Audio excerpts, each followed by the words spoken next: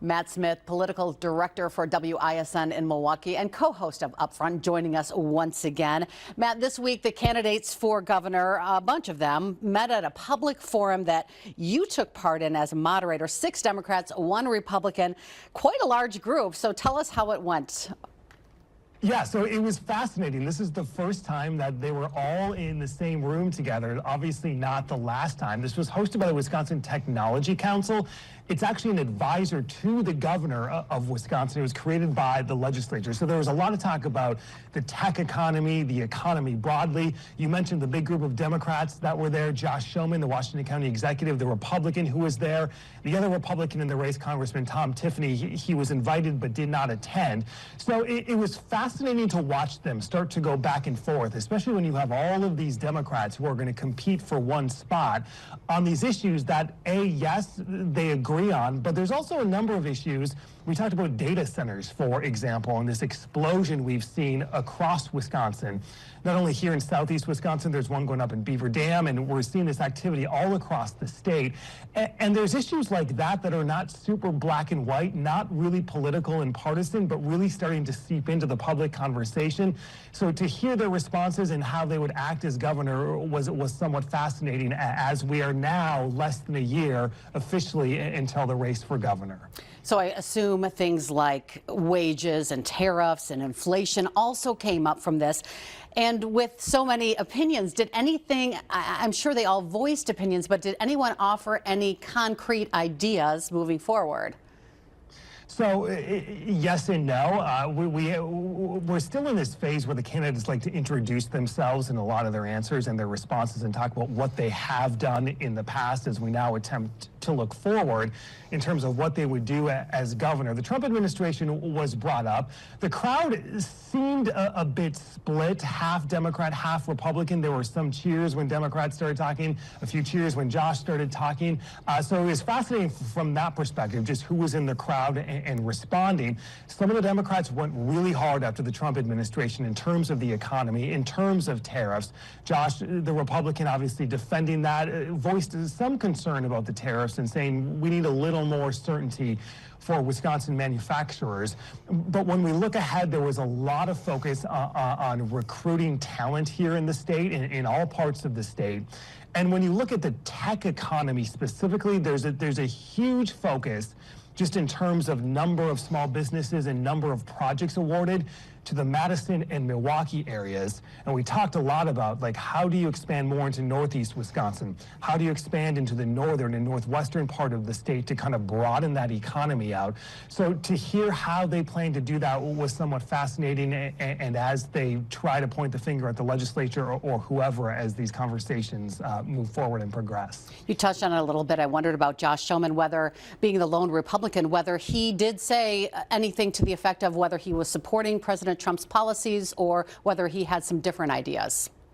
He did, yeah. He backed the president and the administration, where he and other Republicans, quite honestly, have distanced themselves, I guess, for lack of a better term, just a little bit, is the tariffs and the uncertainty that brings. Perhaps the policy they like and the end goal is a good thing, but just the uncertainty now when you look at farmers, when you look at manufacturers in the state, I think that's where there was a little bit of, we could have a little more certainty here in the state, and that would help the manufacturers. And he did talk about being a partner with the Trump administration when you talk about economic development or projects.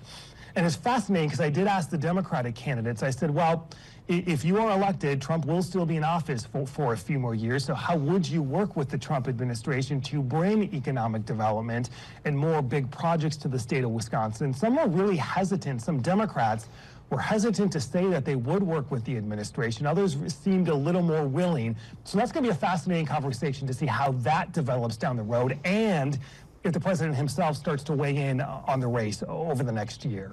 Okay, and you also spoke about the grooming issue, grooming laws in the state, and that was a big topic in Madison as well. That Cap Times newspaper report that came out a few weeks ago about instances of grooming from Wisconsin educators. And you spoke with Representative Amanda Nowesky of Pleasant Prairie about legislation that she is sponsoring. Tell us about that.